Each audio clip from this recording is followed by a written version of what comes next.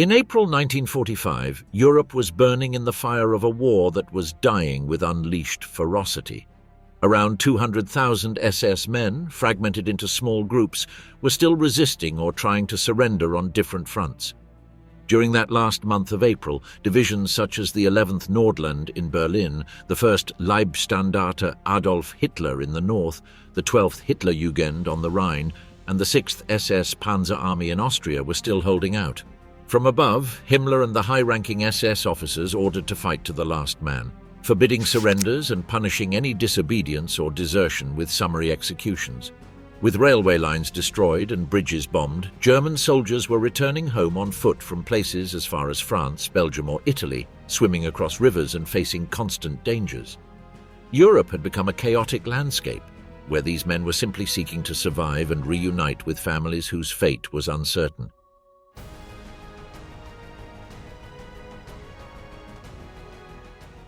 The fall of Vienna, the Soviet advance on Austria's capital.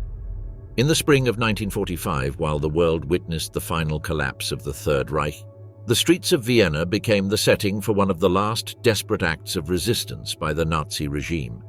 The Austrian capital, cradle of the empire and of National Socialism, was under siege. And among its most fanatical defenders were the ever-loyal Waffen-SS, the militarized arm of the Schutzstaffel.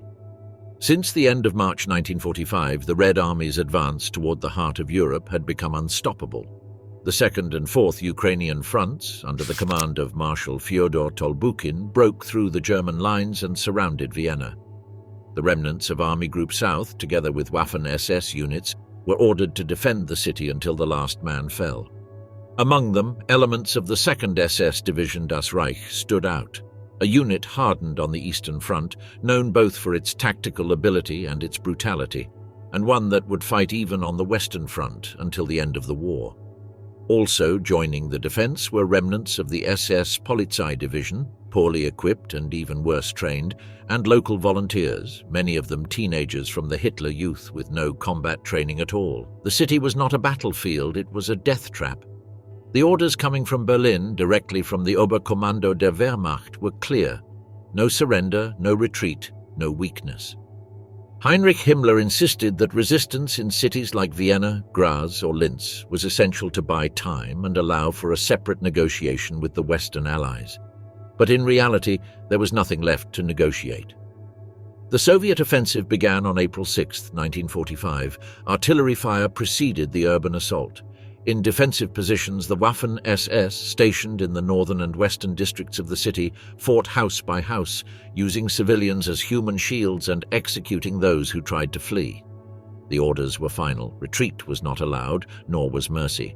Himmler decided to fight fire with fire and applied Stalin's same policy, not one step back. Any German who tried to retreat was to be executed by SS soldiers. The civilian population, exhausted by years of war, hunger and repression, found themselves trapped between two hells. German troops forced the elderly and young to take up arms, while the Soviets responded with a ferocity fueled by years of suffering on the Eastern Front. Violence escalated to its highest expression. In basements and metro stations, thousands of Viennese sought refuge, while the SS and Volkssturm fighters, the civilian militia improvised in the final months of the Reich, became a symbol of the total war Joseph Goebbels demanded over the state radio. But even among the German command, the cracks were evident. Many Wehrmacht officers knew resistance was futile, that each day gained only prolonged the agony. In fact, the traditional German army had already tried to assassinate Hitler and openly showed dissent toward the Nazi regime. However, the iron control of the SS within the military structure prevented any attempt at organized surrender, and those who proposed a ceasefire were arrested or directly executed for treason. On April 13, 1945, after a week of bloody fighting, the Soviets took the center of Vienna. The imperial palace of Hofburg, symbol of Germanic power in Central Europe, fell into the hands of the Red Army. By then, over 19,000 German soldiers had died, along with nearly 3,500 civilians. Soviet losses exceeded 18,000 men. The remaining units of the Waffen-SS began a chaotic retreat westward, trying to reach Allied lines in Bavaria and Western Austria, hoping to surrender to the British or Americans and avoid Soviet capture. Most did not succeed. Vienna, the imperial city, was devastated, but not just by bombs or tanks. It was the brutality of fanaticism embodied in the Waffen-SS that left an indelible mark. During the defense, the SS executed deserters, shot civilians who tried to surrender, and used medical facilities as combat posts. Later reports from the Red Army confirmed the presence of mass graves and improvised torture chambers in the basements of official buildings. The fall of Vienna was a symbol not only of the end of the Reich, but of the human cost of Nazi madness. There in those streets, torn apart by fire and blood, it became clear that the monster would not surrender easily, that until the last breath the SS would be willing to sacrifice entire cities for a dead ideology. The cult of madness, Heinrich Himmler's last orders. At the beginning of April 1945, while the Third Reich was collapsing on all fronts, one man was still making every possible effort to sustain the survival of the failed regime. We speak, of course, of Heinrich Himmler, Reichsführer of the SS and architect of the most feared repressive apparatus of the Nazi regime. From the ruins of a defeated military structure, Himmler tried to impose his final orders. These were directives dictated from unreality, full of fanaticism and desperation. The German army was nothing more than a shadow. The divisions of the Wehrmacht and the Waffen-SS were retreating without cohesion or strategy. For the Nazis, the monster had entered the house, the Soviets in the east, the Americans in the west. And yet, from his mobile offices between Mecklenburg and Lübeck, Himmler continued to send telegrams, dictate reports, and create new units that existed only on paper. One of the most absurd of these creations was the Werewolf project, a supposed secret guerrilla network made up of SS members and Hitler youth boys trained to operate behind enemy lines. In theory, this force was to carry out sabotage, selective assassinations, and destabilize the Allied occupation. In practice, it was a fantasy that managed to carry out only a few isolated actions, many of them with minimal or even counterproductive consequences. However, their activities were so bizarre that we will dedicate a specific chapter to them later. Himmler's orders included operational manuals, posthumous oaths of loyalty to the Führer, and slogans that promised to turn every German forest into a trench. By that point, even within the circle of high Nazi command, many knew that Himmler had lost touch with reality, but no one dared contradict him. A clear example of this is that since 1942 he had attempted to create a personal lodge, using Masonic symbols and presenting ceremonial weapons to selected SS members. In 1944 he decided to recover these items, such as skull rings and ceremonial daggers, and hide thousands of them in strange places like castles or fortresses. However, his power was still immense. He controlled the concentration camp network, the SS intelligence apparatus, the Sicherheitsdienst, the elite armed divisions, and the Reich political police. In those final weeks, Himmler issued another significant order, the forced evacuation of all concentration camps that could be reached by Allied forces. Thousands of prisoners were forced to march under the surveillance of the Totenkopfverbände, better known as the Death's Head units due to their emblem, and Waffen-SS units in what history would later call the Death Marches, which we will also cover in detail later on. The intention was to prevent the survivors' testimonies from reaching enemy ears. In reality, it was a systematic massacre carried out in retreat. But perhaps the most contradictory of his final moves was his attempt to become a negotiator with the Allies.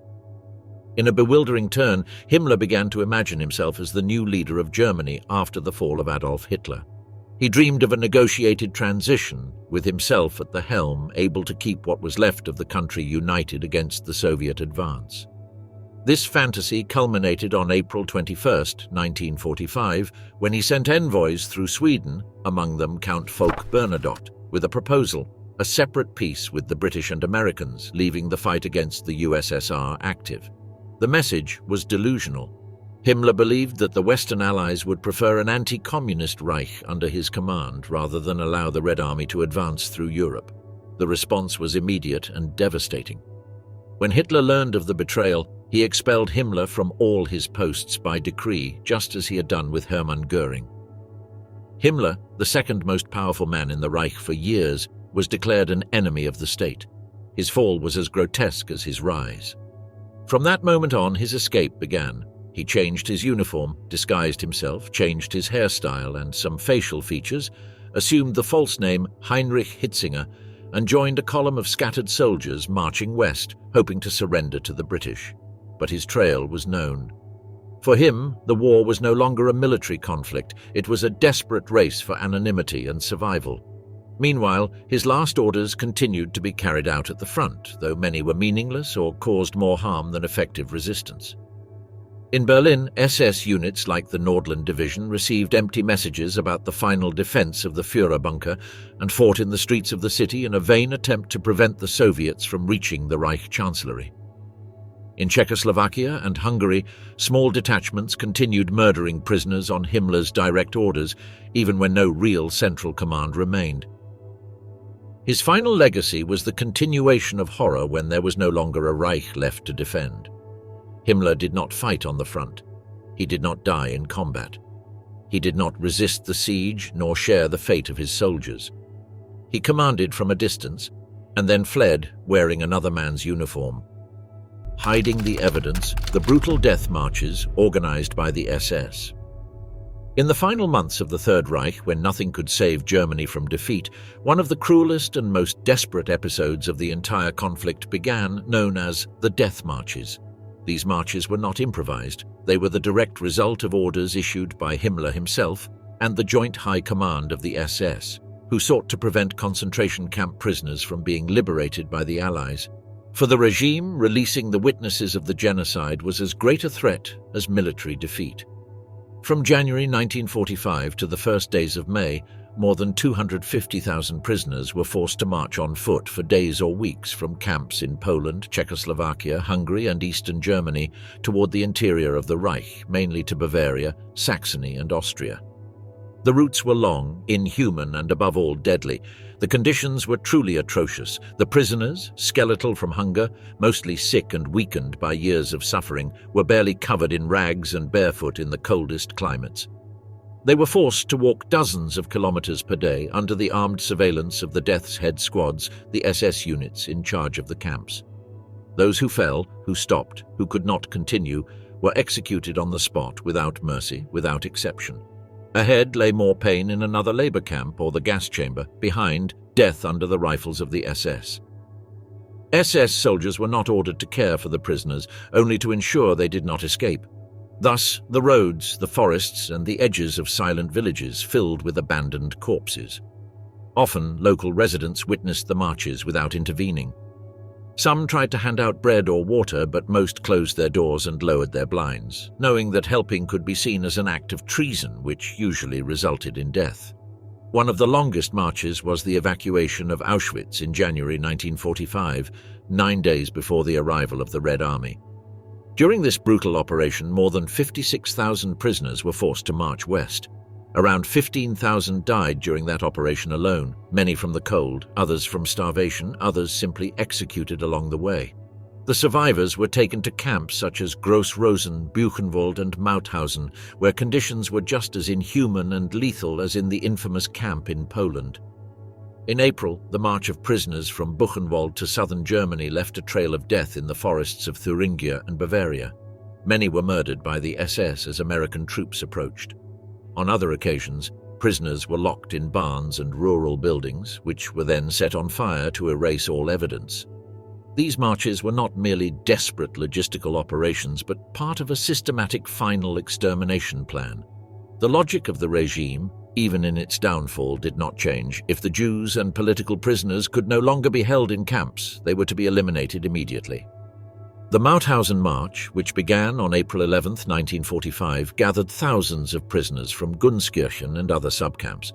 In inhumane conditions, they walked for days through rural Austrian roads. Many died on the route, and those who arrived at the destination were barely alive. When the camp was liberated by American troops on May 5th, they found thousands of bodies and hundreds of survivors in a state of agony. Elsewhere in southern Germany, in camps like Dachau or Flossenburg, the guards also tried to evacuate prisoners in the final days of April. Some tried to take trains, others walked toward the Alps, and along the way, multiple intentional massacres occurred. In the case of the so-called Gardelegen massacre, which took place on April 13, 1945, around 1,000 prisoners were locked in a barn by SS soldiers and members of the volunteer militia, then burned alive. Although many of these marches left no immediate photographic record, their traces were documented by Allied troops. The images found by the Americans, British and Soviets along the roads and in the empty camps, piled bodies, unburied corpses, survivors unrecognizable from malnutrition, truly shocked the world. The testimonies collected after the war confirmed what many found inconceivable. The death marches were not accidents of chaos, but conscious decisions, systematic orders carried out by the SS hierarchy. At the Nuremberg trials, camp commanders and SS officers claimed they were following orders, feared punishment for disobedience, or were simply unaware of the facts. But the evidence was overwhelming and the cruelty undeniable. Rotten from within, the military disarmament and political disintegration of the SS in 1945. Continuing with the account of the fate of the SS by April 1945, the territorial disposition of the Waffen-SS reflected both their strategic importance and the general collapse of the Reich. On the Eastern Front, where the Red Army was advancing toward Berlin, several key divisions fought to the end. The most notable was the 11th SS Division Nordland, composed largely of Scandinavian and Baltic volunteers deployed within the Berlin area for the final defense of the capital. This division, along with elements of the SS Regiment Deutschland and the Charlemagne Division, made up of French volunteers, fought house by house in the central districts. In northern Germany, remnants of the 1st SS Division Leibstandarte Adolf Hitler, originally formed as the Führer's personal guard, were still operating. Although severely depleted after the battles in Hungary and Lake Balaton, this unit remained active in the defense of Hamburg and parts of Schleswig-Holstein. In the West, units such as the 12th SS Division Hitlerjugend, formed by adolescents indoctrinated from the Hitler Youth, were still trying to slow the Allied advance in the Rhine region, although many of their positions were overwhelmed by the Anglo-American offensive during Operation Plunder in March and April. In Austria, the Waffen-SS maintained a significant presence. The 6th SS Panzer Army, under the command of General Sepp Dietrich, was originally intended to stop the Soviets in the Vienna area. However, after the fall of the city on April 13, 1945, many of its units attempted a retreat with the intention of surrendering to the Americans. The last remnants of the SS division, Das Reich, involved in the defense of the Alpine routes, were also operating there. In southern Germany and western Czechoslovakia, the situation was even more chaotic. Entire divisions no longer existed as coherent formations. Remnants of the 17th SS Division, Götz von Berlichingen, the 18th SS Division, Horst Wessel, and other smaller units were fragmented, some still fighting, others in disorganized retreat, and many simply disappearing into the fog of collapse. By that point, the Waffen-SS were no longer a homogeneous force. The mix of ideological fanatics, forcibly recruited prisoners, deserters from other armies, and teenagers from the militias had created a dysfunctional structure. Tactical cohesion was scarce, communications were irregular, and weaponry was insufficient. Despite everything, they remained dangerous. The SS commanders held to the principle of fight to the end, backed by direct orders from Himmler and propaganda from the Ministry of Public Enlightenment. The consequences were terrible. Rural areas were filled with corpses, villages were burned, and there were hundreds of cases of summary executions of supposed deserters and civilians suspected of disloyalty. Total war ceased to be a coherent strategy and became a downfall imposed from above. There were also scattered clusters of foreign troops still active. Flemish, Croatian, Ukrainian, White Russian, Italian fascist, and even Indian volunteers recruited by the SS in exile formed part of collapsed divisions that operated as small autonomous bands. Many of them no longer fought, but simply hid, deserted, or sought to negotiate a surrender with Allied troops. In parallel, Himmler continued ordering the creation of divisions that would never come to fruition. Among them, the so-called 38th SS Division Nibelungen, formed at the end of April in southern Germany with students and professors from the SS academies, barely managed to gather some 4,000 men, poorly armed and without real combat experience, who were sent to defensive positions between Bavaria and Austria. In total, by the last week of April, Allied reports showed that between 150,000 and 200,000 Waffen-SS troops remained active, scattered in small pockets of resistance, Alpine fortifications, or leading the so-called death marches. Many of these forces no longer responded to a clear chain of command. Radios were silent, barracks were in ruins, and local commanders made decisions based on their own priorities: resist, surrender, or disappear. And even so, the emblem of the SS continued to inspire terror, not because of their actual power, but because of their legacy of violence. The occupied communities, the partisans, the camp survivors, all knew that the Waffen-SS were not just ordinary soldiers. They were the executors of the Reich, the bearers of the most fanatical dogma. In those final days, their structure was made of ruins, but their shadow still loomed over Europe. To the last man, the useless defense of Berlin by the SS and the Volkssturm. When the last great Soviet offensive on Berlin began on April 16, 1945, the fate of the city and the entire Reich was already sealed. The advance of the Red Army was overwhelming and unstoppable. With more than 2,500,000 soldiers seeking revenge, supported by 6,000 tanks and 7,500 aircraft, the Soviet troops had clear orders: to take the capital of the Reich at all costs. Opposing them were the remnants of the German army, fragmented, poorly equipped and uncoordinated, preparing for the defense. But if there was one force willing to fight to the end, it was the Waffen-SS. The heart of the Nazi resistance in Berlin was led by the 11th SS Division, Nordland. This division was assigned to defend key sectors such as the Pankow Bridge, the government center, and the Berlin Zoo station. Its officers, hardened by years of war, knew they were doomed, but also knew that retreat was not an option. Fighting alongside them were the men of the 33rd SS Division Charlemagne.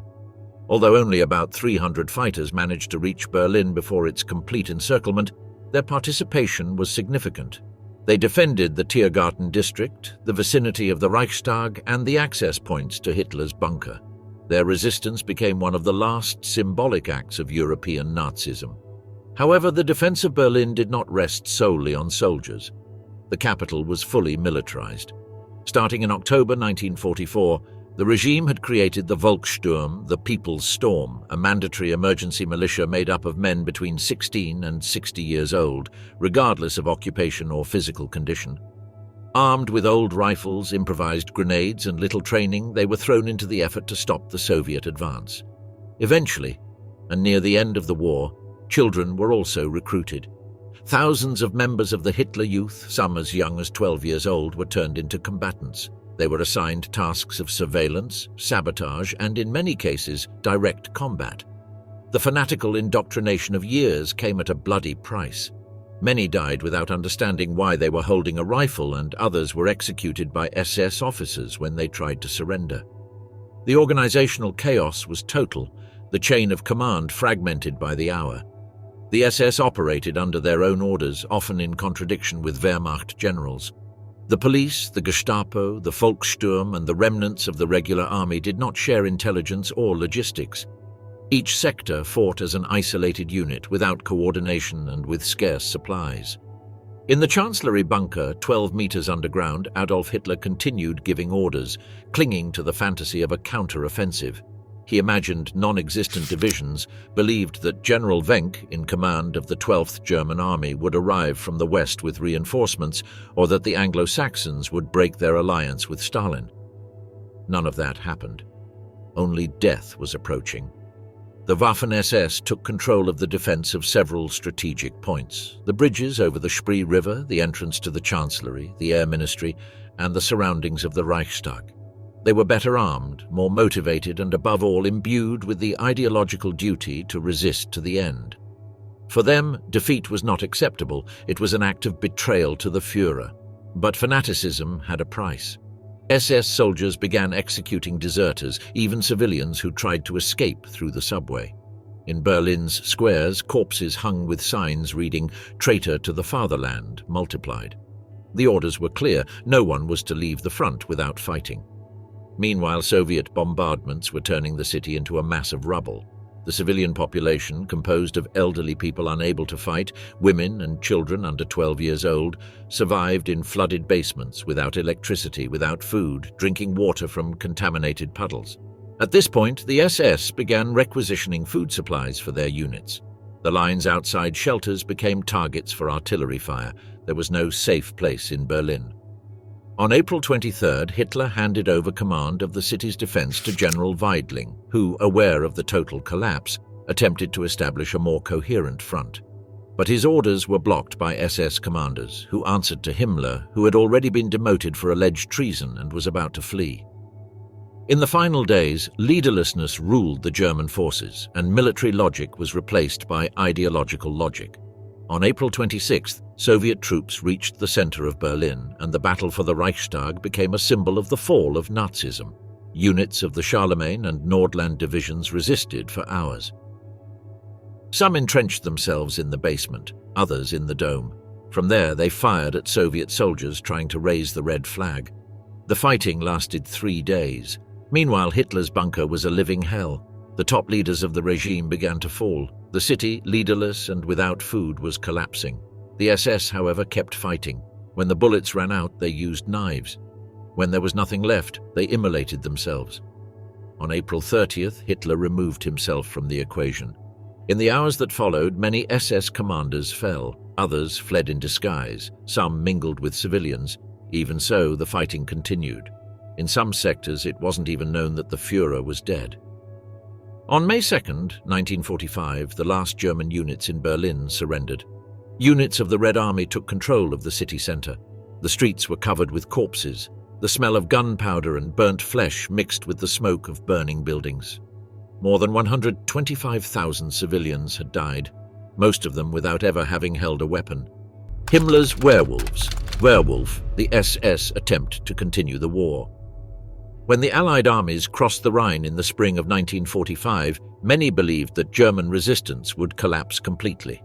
But from the remnants of the Reich, among the smoking ruins of its cities and the disintegration of its military apparatus, a new threat began to emerge. Invisible, elusive, ghostly. They called themselves Werewolf, the werewolves, the last fighters loyal to the Führer. Their purpose was simple and brutal: to keep Nazism alive after the defeat through guerrilla warfare, sabotage, and targeted assassinations. For them, surrender was not an option. The fight would continue in the shadows. As we have already mentioned, the idea was conceived by Heinrich Himmler in 1944 as a desperate measure in the face of a possible and clear defeat when the catastrophe was already looming. Inspired by the partisan movements that the Nazis faced in the Balkans and the Soviet Union, the Reichsführer of the SS wanted to create a clandestine resistance force that could operate behind enemy lines. But unlike the communist or Yugoslav partisans, Werewolf did not fight for liberation, but for fanaticism. Himmler ordered SS General Hans Adolf Preutzmann, former commander in Ukraine, to organize this irregular structure. Preutzmann had witnessed the bloodiest anti-subversive operations on the Eastern Front. Now he had to reverse the roles and teach Germans to resist, as the occupied peoples had done. Under these orders, training centers were established in forests, tunnels, and ruined buildings. Members of the Hitler Youth, the Waffen-SS, and the police were recruited. They were trained in sabotage, the use of explosives, espionage, assassinations, and clandestine radio communications. In theory, it was supposed to become a national guerrilla network capable of harassing the occupiers for years. In practice, it never reached that scale. The defeat of the Reich was too fast, the chaos too vast, and popular support practically non-existent. Most Germans, exhausted by 6 years of war, were not willing to keep dying for a lost cause, especially when facing a Wehrmacht that was opposed to the Führer. Even so, some of its members managed to operate behind the lines. The most notorious case was the assassination of Mayor Franz Oppenhoff, a moderate Catholic jurist, appointed by the Americans as mayor of Aachen, the first major German city occupied by the Allies in November 1944. For the Nazis, he was a traitor, a symbol of collaborationism they called the mayor of the enemies. Werewolf sentenced him to death without a prior trial. A cell composed of Luftwaffe members and specifically trained for the mission was parachuted into German territory. On March 25, 1945, they entered Aachen disguised in captured uniforms.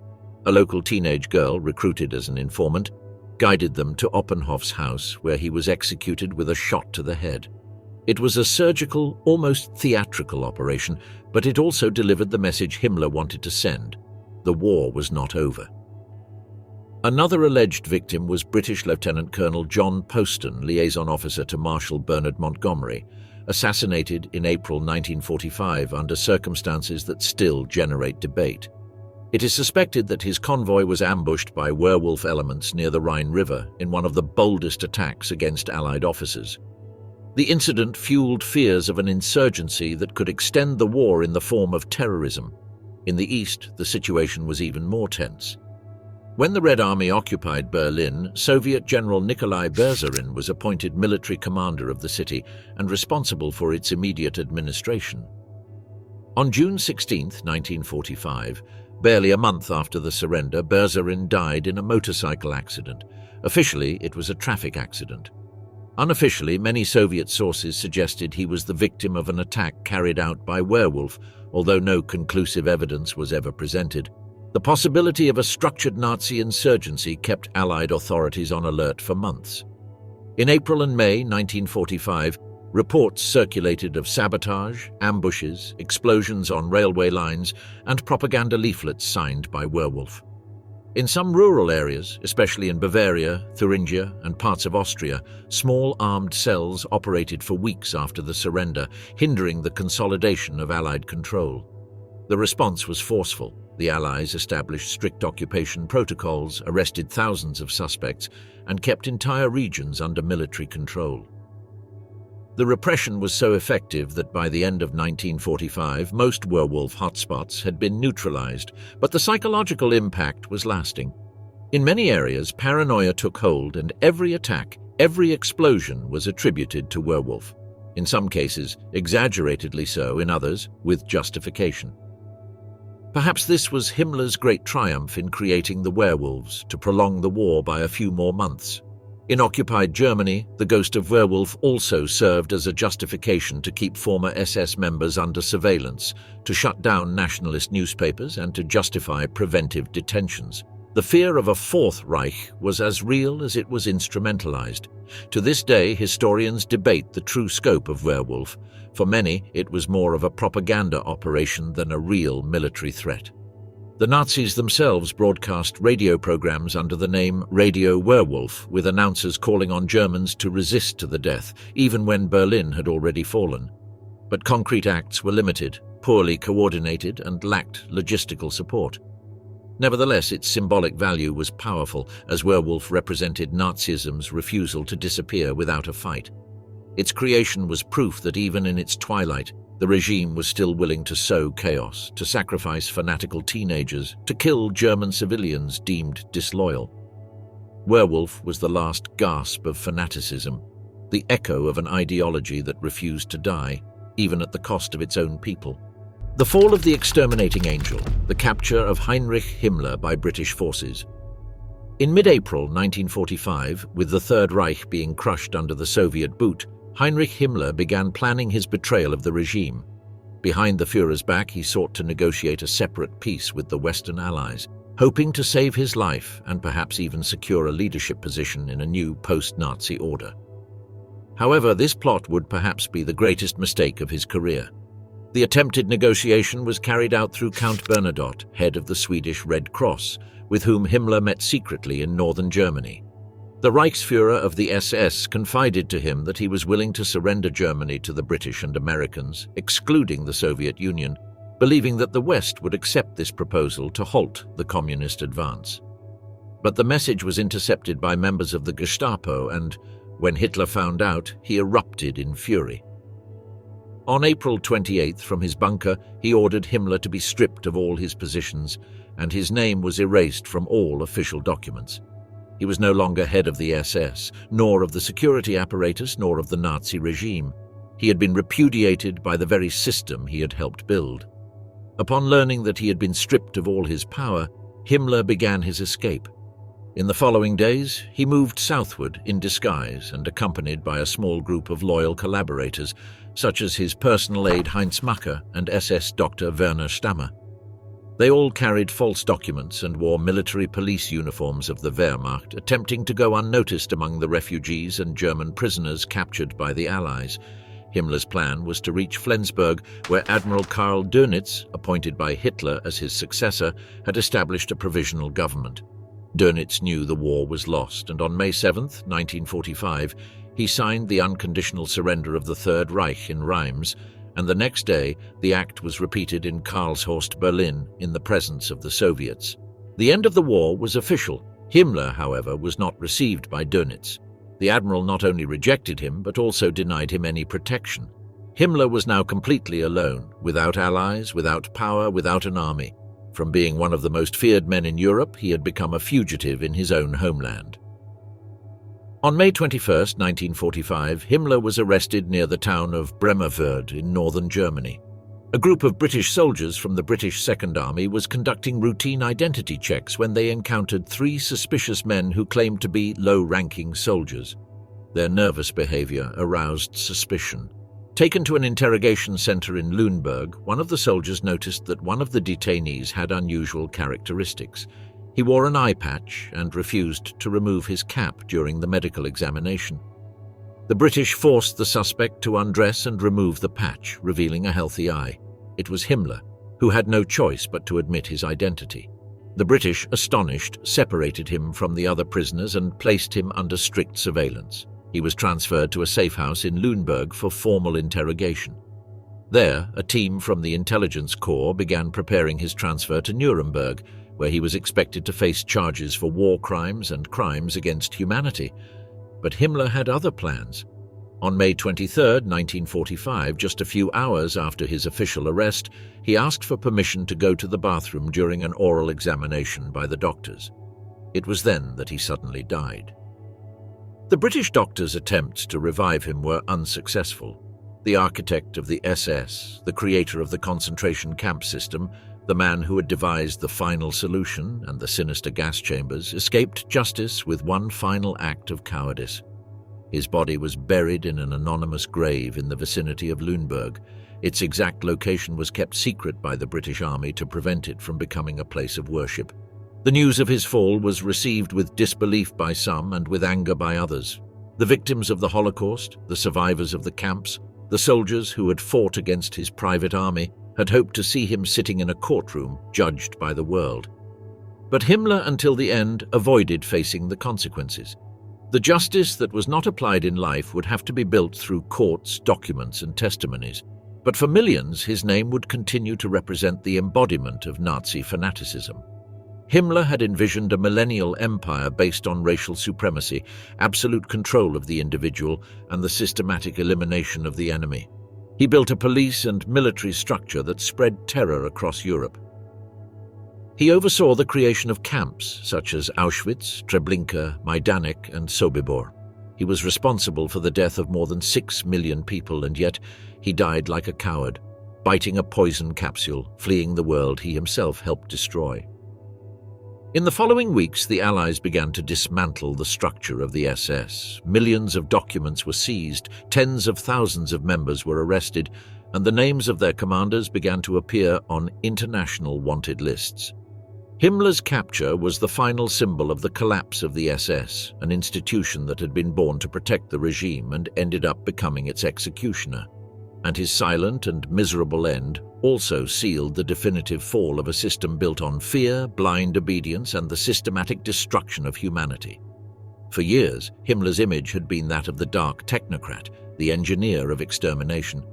But in his final days, he was also revealed to be a fallen exterminating angel, a coward who fell on May 23, 1945, without glory, without redemption, without trial, only with the shame and weight of the horror he had built.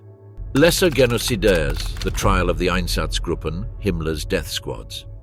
When the accused appeared before the Nuremberg court, their names were unknown to many. They wore no ostentatious uniforms nor stood on the podiums of grand parades. But behind the bureaucratic and meticulous faces of these men was hidden a machinery of mass murder.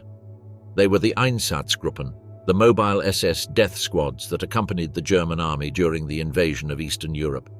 Their purpose was to exterminate Jews, communists, Roma, and any other individuals considered enemies of the Reich. Between 1941 and 1943, these groups murdered more than 1 million people in fields, villages, forests, and ditches, without gas chambers, without crematoria, only with bullets. The victims were lined up in front of mass graves, forced to dig their own tombs and then executed en masse. The actions of this infamous group would come to be known as the Holocaust by bullets. The crime was so vast, so systematic, and so well documented that after the war, the Allies knew it was not enough to try just the Nazi high command. It was necessary to bring to justice those who had directly executed the policy of extermination. Thus was born one of the lesser-known but most revealing trials of the denazification process, the Einsatzgruppen trial, carried out within the framework of the Nuremberg trials. It was the 9th of the 12 subsequent proceedings organized by US authorities in the German occupation zone. The trial began on September 29, 1947, in the city of Nuremberg, in the same building where 2 years earlier the leaders of the Third Reich had been condemned for crimes against humanity. This time, the defendants were not as famous, but their responsibility was just as direct, and the consequences of their decisions just as important.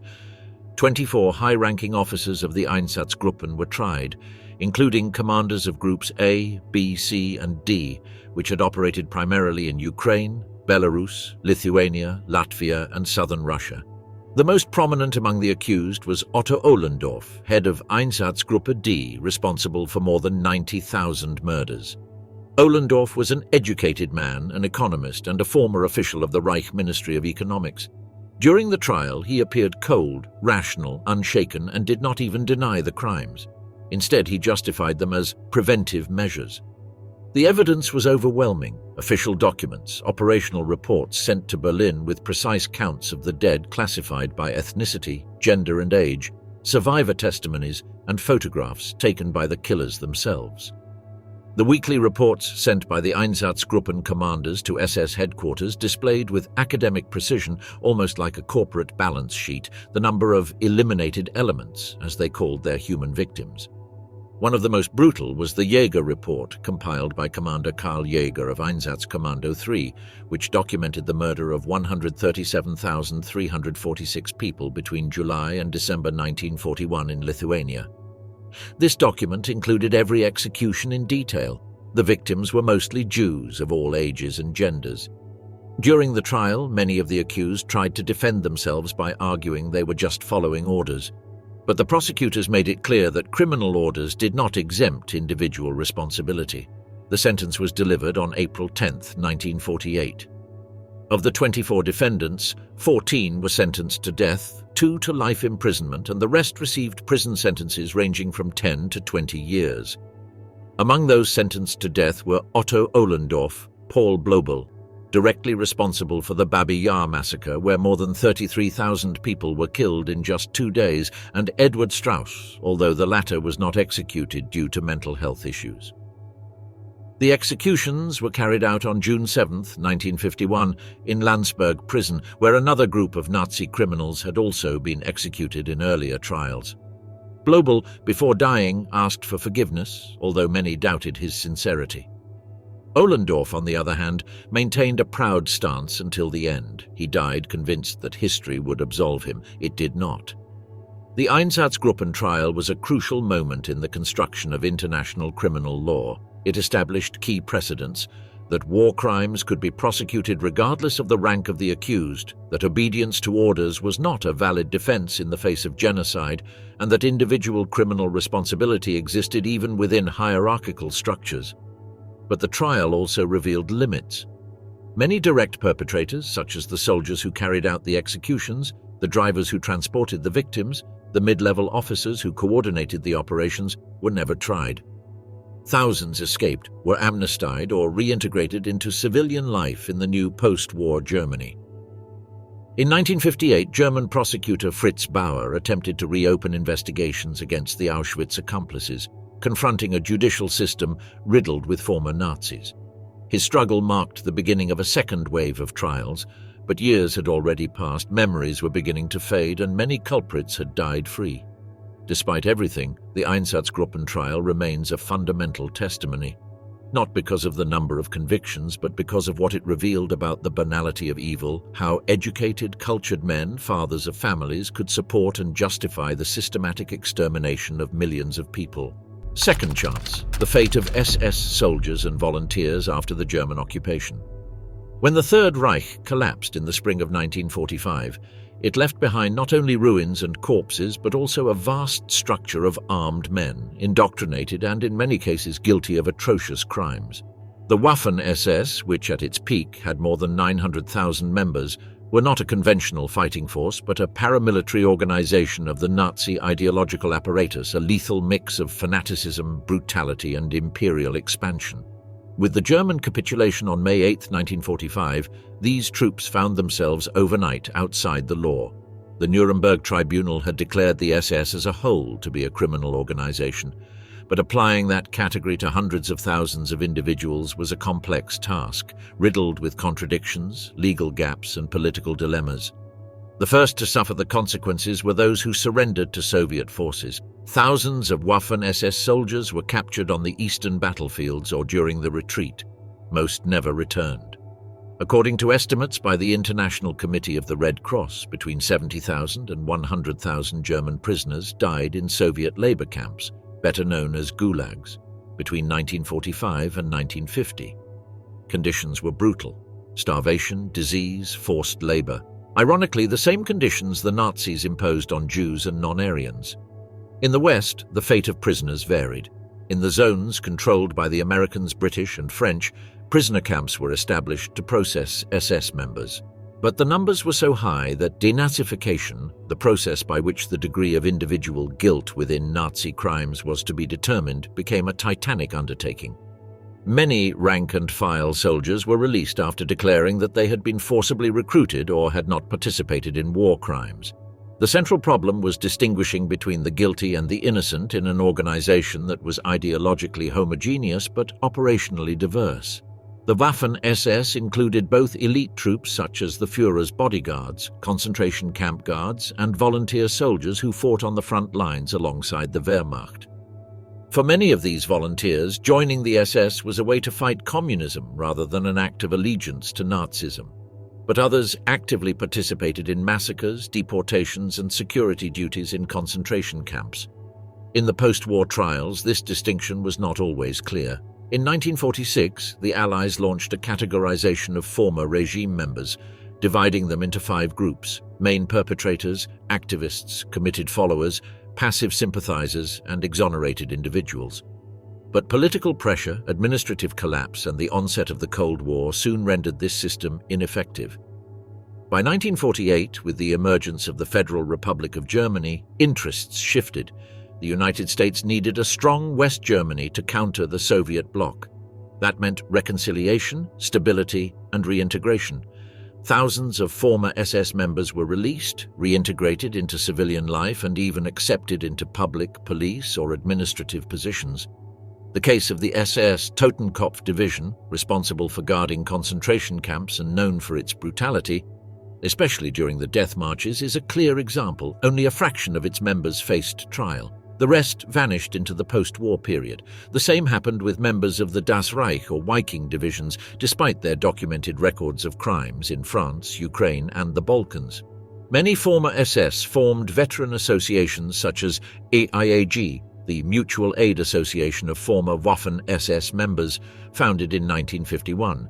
Their goal was to rehabilitate the image of the Waffen-SS, lobby for their members to be recognized as legitimate veterans, and receive pensions. They argued they had been soldiers like any other, victims of history, not perpetrators of crimes. For decades, EIAG campaigned actively, supported by conservative politicians, and even managed to publish its own magazine. Their narrative was clear. The Waffen-SS had been an apolitical, brave, and self-sacrificing military force. This narrative, although historically unsustainable, found resonance in a Germany eager to forget. In parallel, other former SS members kept a low profile. Some emigrated to South America, where they continued their lives under new identities. Others were recruited as informants or military advisors in Third World conflicts, using their experience in guerrilla warfare and civilian repression. In the German Democratic Republic, better known as East Germany, the approach was different. The communist regime condemned the SS en masse and used their legacy as a propaganda tool against the West. But this blanket condemnation also had a perverse effect. It avoided individual analysis and turned history into an ideological instrument rather than an act of remembrance. It was not until the 1960s that the topic began to be openly debated. The trial of Adolf Eichmann in Jerusalem and the Frankfurt trials against Auschwitz administrators reignited public interest. New generations of Germans began to ask what their parents and grandparents had done during the war. In the years that followed, researchers and journalists began to uncover names, documents, and archives that had been ignored or deliberately hidden. The testimonies of survivors were fundamental. For the first time, people began to speak of the atrocities committed by the common soldier, not just by the top leaders. In legal terms, many former Waffen-SS members escaped justice. But in historical terms, the trial was slower, deeper, and ultimately more relentless. Modern historiography has dismantled the fiction that the Waffen-SS were simply a military force. It is now known that they were an integral part of the Nazi genocidal apparatus, both at the front and in the rear. It is interesting to note that this criterion, for example, is not applied to the traditional German army, the Wehrmacht, or to the Heer, its ground forces. As the last survivors aged, judicial justice gave way to the justice of memory. Museums, memorials, books, films, and digital archives have taken on the role of preserving testimony. The crime was collective, and memory must be as well. Despite whitewashing attempts, family silences, and political amnesties, the verdict of history has been clear. The Waffen-SS were not simply a combat force. They were an ideological instrument of extermination, composed of men and women who, in the name of a racial utopia, participated in the greatest crime of the 20th century. And although many escaped, and although many were forgotten, each document exhumed, each testimony recovered, each name remembered is a form of resistance. Against forgetting, against lies, against the return of hatred disguised as a flag. The Ratlines, the escape of SS officers and officials after the fall of the Reich. By mid-1945, the war was over in Germany. The bombings had ceased, and Berlin was a cemetery of smoking ruins. The Soviet flag waved over the Reichstag, and the Allies divided Germany as political spoils. But while the world celebrated peace, thousands of men responsible for the worst crimes of the 20th century tried to disappear into the shadows. The SS, the ideological and operational heart of the Nazi regime, did not surrender as an organized institution. They vanished into thin air, and their members, many of them guilty of crimes against humanity, blended in among the refugees, assumed new identities, and began their escape. In the final months of the war, a network emerged that would later be known as the Ratlines. This clandestine structure allowed hundreds or perhaps thousands of war criminals to escape from Europe. The main routes passed through Italy, Spain, and Switzerland, reaching far-off destinations such as Argentina, Brazil, Paraguay, and Egypt. In many cases, the fugitives were aided by sympathizers within the Catholic Church. One of the most controversial names is Austrian Bishop Alois Hudal, who from his position in Rome provided false documentation and logistical assistance to numerous former Nazi officers. He claimed Christian motives, helping those fleeing communism. But documents reveal a broader scheme in which ideology, pragmatism, and cover-up intertwined. False passports were frequently issued by the International Committee of the Red Cross, which in many cases had no way to verify the true identity of the applicants. They used invented names with altered birth dates and places. Once they had the new document, the fugitive Nazis would approach friendly consulates and request visas, claiming to be homeless European refugees. One of the most emblematic cases was Gestapo commander Klaus Barbie, nicknamed the Butcher of Lyon, who was directly responsible for the torture and murder of hundreds of members of the French resistance. Captured briefly after the war, he managed to escape with American help through the Rat Line to Bolivia, where he lived under the name Klaus Altmann, collaborating with local dictatorships as an advisor on repression techniques until his capture in 1983.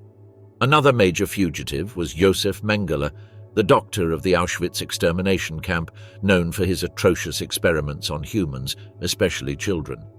Mengele initially fled to Austria, then to Italy, and from there to Argentina, where he lived openly for more than a decade. He also passed through Paraguay and Brazil, where he drowned in 1979 after an accident on the beach. He was never captured or tried. Adolf Eichmann, the architect of the logistics of the final solution, also managed to flee.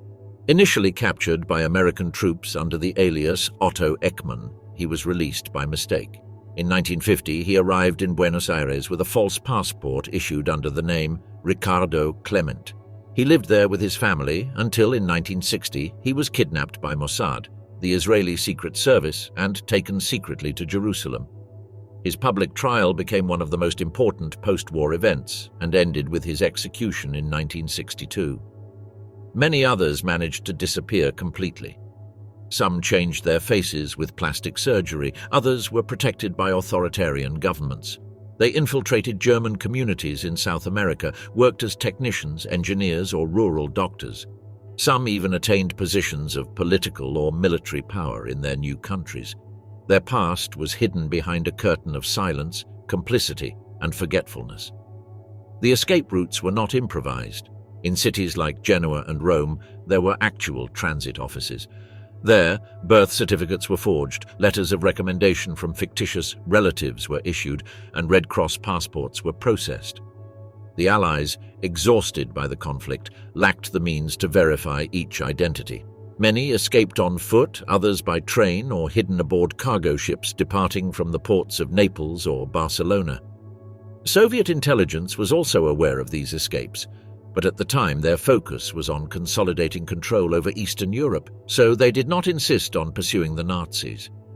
Meanwhile, both the British and the Americans used some former Nazi officers for their own purposes in the new emerging conflict, the Cold War.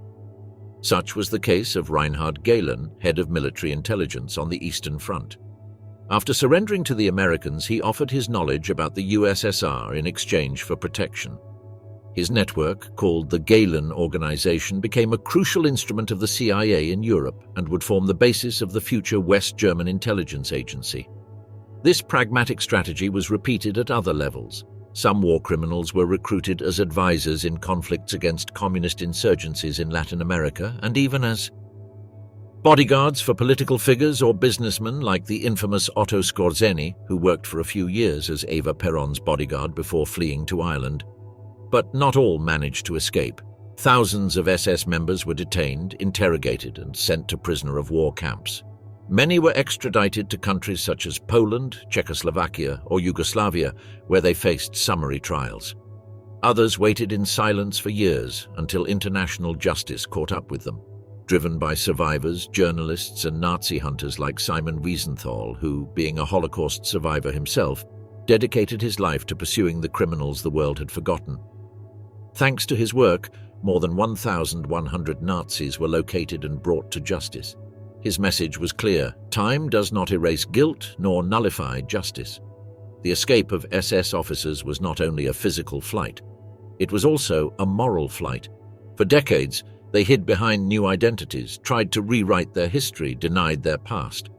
But the documents, the testimonies, and the survivors spoke. And when they did, the world understood that Nazism did not end in 1945. Its shadows kept walking for a long time after.